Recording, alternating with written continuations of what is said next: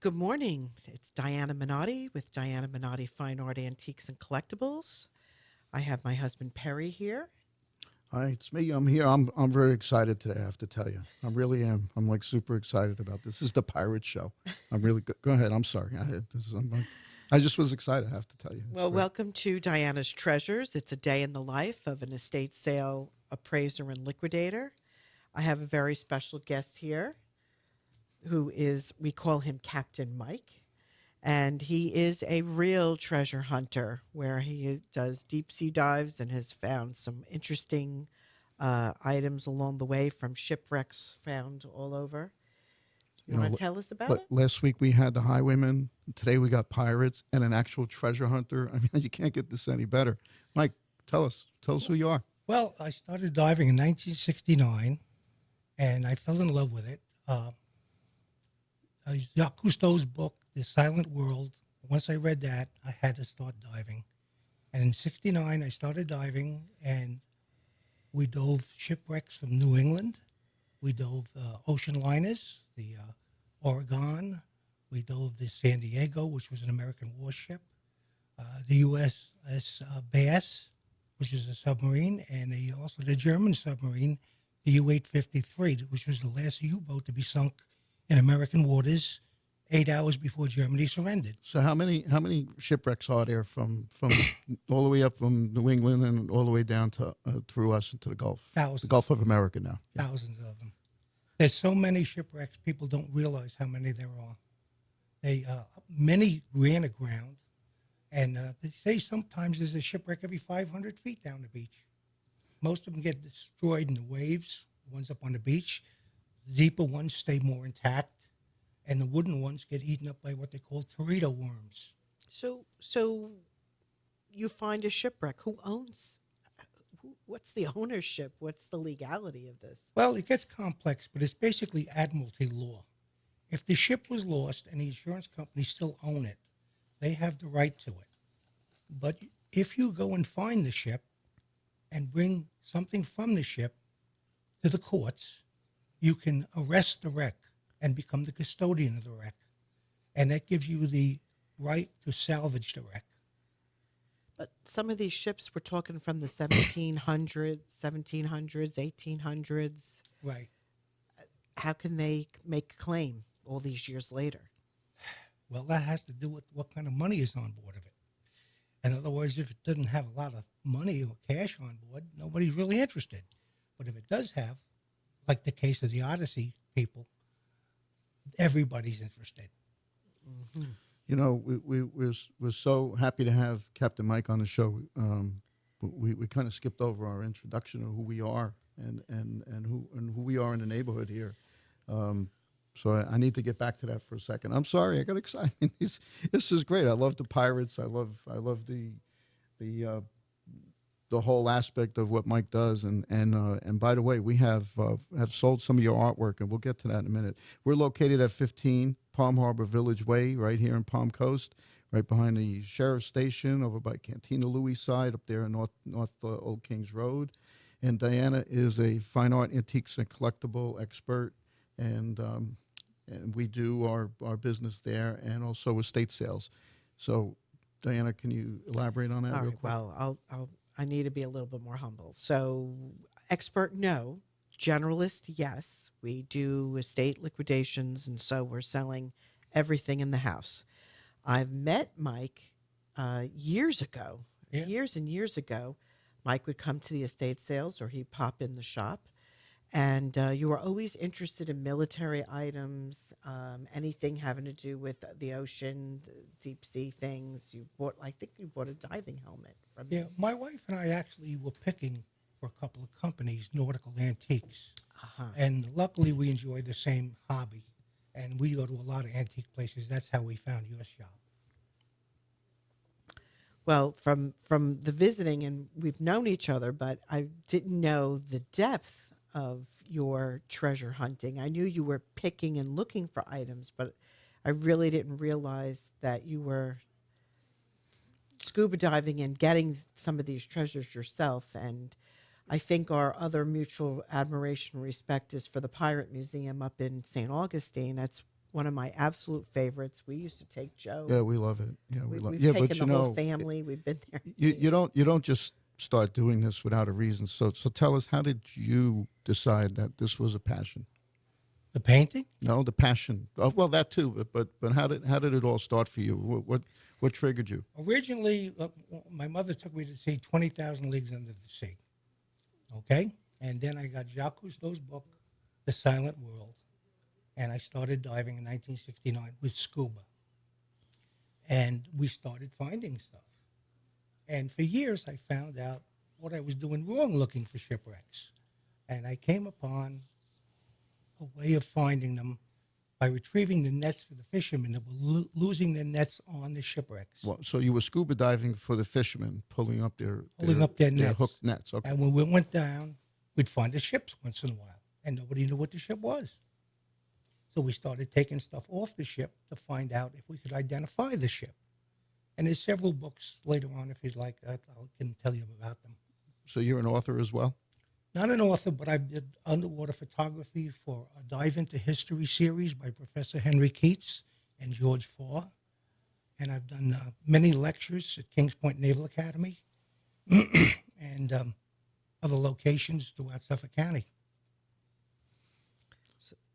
Go ahead. So, well, tell us about the oldest fleet of ships that may be off the Florida coast. Well, there's basically two ships, Rex.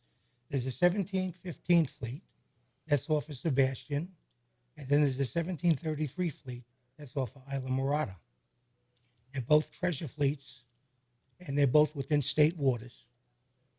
So I think Diana was hinting on this before. Well, who owns it? Like, you catch it, you find it. Now all of a sudden you see all this gold spread on the ocean floor. What do you do? Who do you contact? If it's the state of Florida, the state owns from the beach to 3 miles out. And that law came from as far as a cannonball could shoot. That's, in other words, what you can enforce with your armament, that's what you owned. And that law is still in effect. As a matter of fact, Mel Fisher was the one that implemented that when brought it into the courts. Wow, how interesting. But you see people out there with the metal detectors all over the beach. I mean, I do that also. okay, but that belongs to the state of Florida now. If somebody loses something on the beach, I mean, Well, if it's a state park and it's restricted, no, you're not allowed to go there. But if it's not a state park, you can work from the dunes to the ocean. But you can't go into the dunes, and you cannot go into the ocean, and you're responsible for covering up any holes you dig. and as far as the coins, I mean, then how collectible are they? Because what were they made of? I'm sure you mentioned something about there's copper coins, there's gold coins. I'm gonna hold this up right now for those of you. Remember, now you could watch the show on YouTube if you go to WNZF Radio, and you could actually pull up their YouTube channel, and you can actually see us having this whole conversation. And I'm going to hold this up. That's sideways. Oh, upside down. Sorry. This way right here. Oh, vertical. Okay, Okay. I got it. Okay. The first set of coins on the left side are cob coins. They're what they're called, Colla de Barro. They were the first coins made in the New World. What the Spanish would do is they would take a planchette of silver, they would roll it out, hammer it, then they would cut a piece and stamp it with a hammer, and that would be a cob coin. They come in different denominations: half, 1, 2, 4, and 8. You've heard the term pieces of 8? What they literally did years ago was they took an 8 real, and if I owed you 4 reals, they would cut the coin in half. And that's where the term pieces of 8 came from. Oh, I never knew that. Later on in 1732, in Mexico City, they came out with the milled coin, where they made a screw press, and they did one coin at a time. And that's a screw press coin. Later on, they came out with a bust coin of different kings. And that coin was made in the same denominations, half, 1, 2, 4, and 8.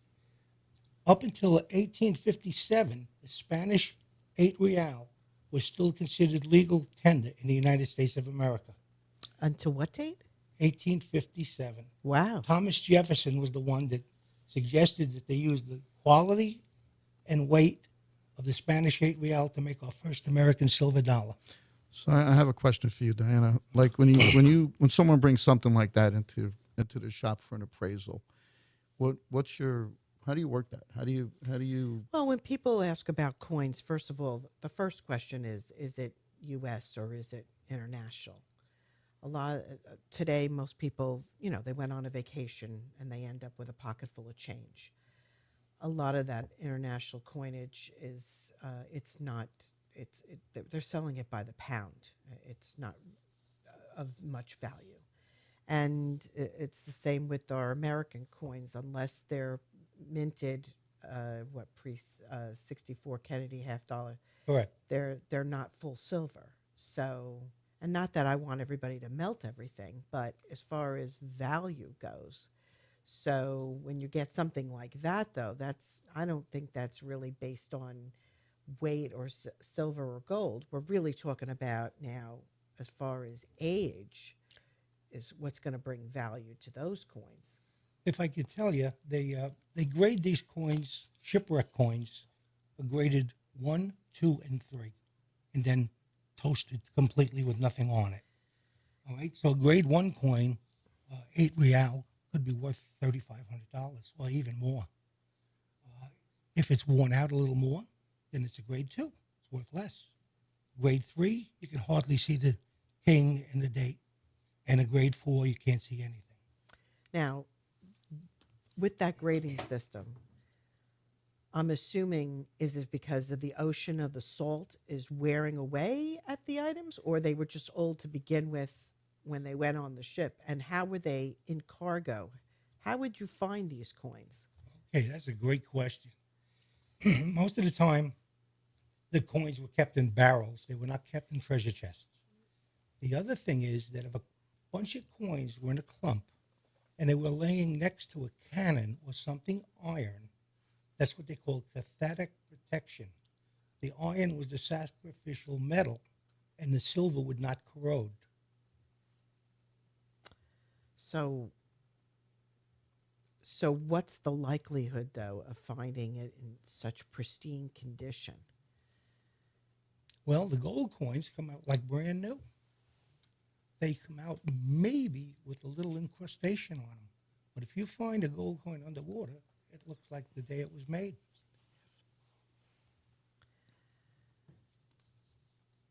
So if it's underwater in a barrel and the barrel never broke open,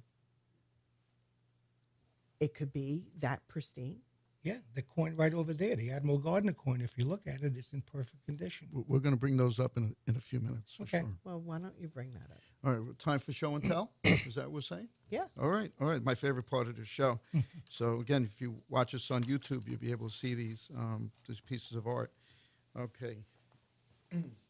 Where do you want to start? Which do you want to start with? Well, I want to start with Mike? Frank's paintings Okay. because what made you begin to start painting then? I mean, you're finding these treasures and you're inspired, and then what makes you sit down and get a canvas out and some paint? I just was looking for something different to do, and I always liked nautical art. I always liked history. Mm-hmm. So I decided I would paint history. Okay. So are we looking at the top one? The top one, The Cazador? The- You want to talk about that one? yeah, that is a painting of the El Cazador that was bringing 450,000 silver dollars to the New World to purchase the Louisiana Purchase. But it never made it there. They never found out what happened to it. And in 1983, a shrimp boat caught its net on it. And what's the coin right here? The coin is an 8 real. It's 27 grams of 90% silver. And that comes with a certification. And I do the little bio with the painting when I do that. Just tell us about it. It's a print, and what number is it? Number 38, 39? Yeah, that one is a low number because, believe it or not, it was a gallery that just closed up. but I'm up to like number 48 right now, and I'm only making 100 of them. So, it's so hard to believe to bring ourselves back almost 300 years. Today we have radar, we have ship manifests. How did they do this back then? They just loaded stuff on a ship and said, see you in 3 months? I mean, That's pretty much what they did. And the storms and the weather in the Florida Keys, it took its share of them. A lot of them were lost. so that goes to show how much money they had. Oh, yeah. There was a lot of counterfeit money on there, too. Counterfeit back in the day? Well, it was contraband, I should say. They hid money on board. There was actually a case where they built two golden anchors, and they painted them to make them look like they were regular anchors, and they got caught. Wow. So what do we have here? That is the Admiral Gardner. The Admiral Gardner was lost off the quicksands off of England.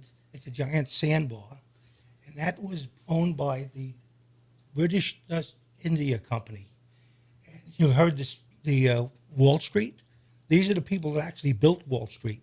They were as big as Spain and England, and they had their own money. And it ran aground in 1808 with a complete cargo of copper coins from 1808. And the salvage company found it, and they salvaged the coins. The copper coins are not worth as much. They're not as collectible, but they're still part of history. And this is an oil. That's an original oil right there, yeah. So where are people who are collectors of this? Where are they Where are they finding this material? How is it out there? Well, a friend of mine has a store up in St. Augustine Uh-huh. in Spanish Main Antiques. Understood. Okay. And that's what he does. He buys and sells that And sort of item. this is the coin, right? That comes with that. If you buy that oil, you That- will get the coin. That is the coin from the Admiral Gardner, correct. Okay. And if you notice, it's pristine. It's got the date and everything on it. And I think that this was very smart of you. It's people are delighted when they come to the gallery and they see this painting with the coin and it tells the story and the history. People really do get excited about that, and I think that's what's selling it as a combination of painting with the coin, which we've done many. In fact, these will be on view at the gallery. Correct. I look forward to that. In fact, now you have to find a special spot. Oh, I have it. I have a good spot for it. I love his art. I mean, I think like when you have it, it attracts so many people's curiosities, and like that's the purpose. That's a really great facet of the shop. It's because you come in and you see things that either reminded you of grandma, or an uncle or somebody, and when you see something like this, with a story behind it, people get fascinated by that. And we sold your pieces because the folks that like them were interested at one point with that, with the culture of pirates, or Spanish galleon, that history of it. So they get excited about that. I have a couple more pieces to show you. I'm going to take my headset off. Where are you going to start with the print? Yeah, I want to talk about. Well, can you do this one, and then I want to talk about that one. The Everett Peters. Yeah. Mr. Engineer, where do you want me? Yeah, just bring it up front.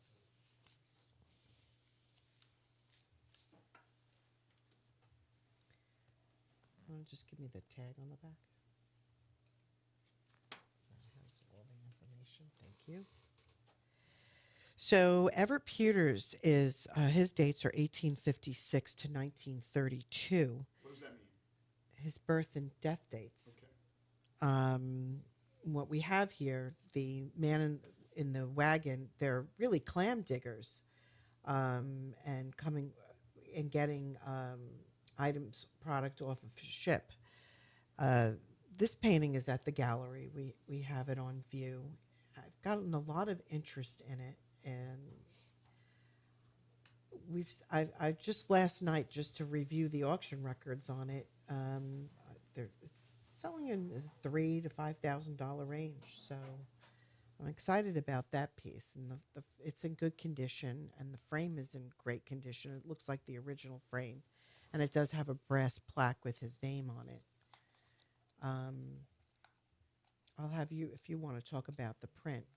Well, yes, I do, but I did want to bring it in because it steers to Mike's point that items are found right on the beach. They're not far, right, Mike? They're not Captain Mike. They're not far off the ocean, off the where people sit and sunbathe, right? Well, I'm glad you asked that question because I'm going to give you a real treasure hunter secret right now.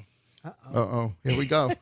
A lot of the ships that ran aground and they were total loss, they would take the treasure and they would bury it in the dunes. And a lot of times they never got back. So a lot of the treasure that's being found is coming out of the dunes. Now, you're not allowed to go in the dunes, but after a storm, a lot of that and the 1715 fleet actually comes out of the dunes and is found on the beach by metal detectors. And it was buried hundreds of years ago. So let me make this very clear. Do not go in the dunes. Okay, this is we're talking several hundred years already of storms that have washed out the dunes way back to where we live today. So they're not in the new dunes that you live by today, folks. So don't go out there and ruin our dunes. That's correct. All right, these are more on the beach side. That's what that artwork was for. And then this last one I want to show. I brought this in for basically for the ship. Okay, in it, and so everyone's heard of Whistler's mother. Okay, this is the artist. It's James Abbott McNeill Whistler, and this collection, and I'm going to spin this around in a minute. Believe it or not, was purchased. This etching, and Diana could tell you what an etching is. But this etching was purchased from Sears and Roebuck for $92. And why did I say Sears and Roebuck? Because this is the Vincent Price collection. Those of you who remember Vincent Price, he was a great horror film director. I always and remember actor. him as the Casket of Montiato. That one, and he did the 3D one with with that. I'll hold it up. So that's what this is, and you could buy this collection at one time on Sears and Roebuck. I'm going to turn it over. You'll see the Vincent Price collection. See it, Mike. And this was someone purchased this. The unique part about this piece is that Whistler, and you could see from maybe the wording in the little card up above it, he was really more known in England, and his pieces were selling back in the early 1900s for $1,500. So he was a big, people that wanted to collect Whistler would do that. Vincent Price had a big collection of his, and Sears put it on the market way back in the probably 50s or 60s. I think what he was interested in doing is bringing art to everybody. So if you couldn't afford the original paintings, he started printmaking of those original paintings, and so that making it affordable for everybody. And then we find them in collections today, because Whistler goes back to his birth date is 1834 to 1903. Right, and that's typically when we lost a lot of ships. Even then, right? I mean, right? Definitely. So that was the reason why I brought this in. Anyway, Yep. all right, Well, I'm going to put this that back. particular one is called Billingsgate, and so that also is at the gallery. So I do want to make mention, I had all hands on deck this week. We had a very interesting collection when you bring up Sears. This gentleman actually he worked for Sears International, and they sent him all over the world. And so his estate sale is coming up. Well, he's very much alive, but family thought, I want to call it estate, though, an estate sale, because it sounds like it's a higher level of a sale than a moving sale. Like, I'm moving, I got to get out of here and just get rid of everything I have. But this gentleman is very much alive, lovely man named Bob. And we've been digging out. We found a beautiful, it's a graphite on paper and also watercolor on paper of different gestural paintings of people. From looking at the dress, it looks very German. His wife was from Germany. We found there's this table of carved camels, and it folds, it collapses. It was probably from the Middle East. We're missing the brass tray. Maybe we'll make a marriage and see what we got in the gallery to kind of pull it together. Um, there's just some fabulous antiques, and also the rosewood dining room set and a beautiful rosewood desk. So I do want you to come out and see that. That would be a fabulous. Are the pictures up on our website yet?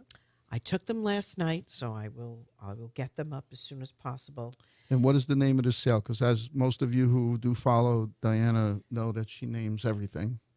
Well, I want to give you a kind of an idea of what you're going to see. And What's the name of it? well, right now I have all around the world from Sears International, but I might tweak it a little bit because we're fine. We're still Greg's there now. We're still unpacking some things that the family decided to sell. So, let's talk to Mike here before we wrap up. well, there's just one other thing I want to bring up. Okay. In March, we've been partnering with PNC Bank, their private bank, and we have a fun show that we have put together.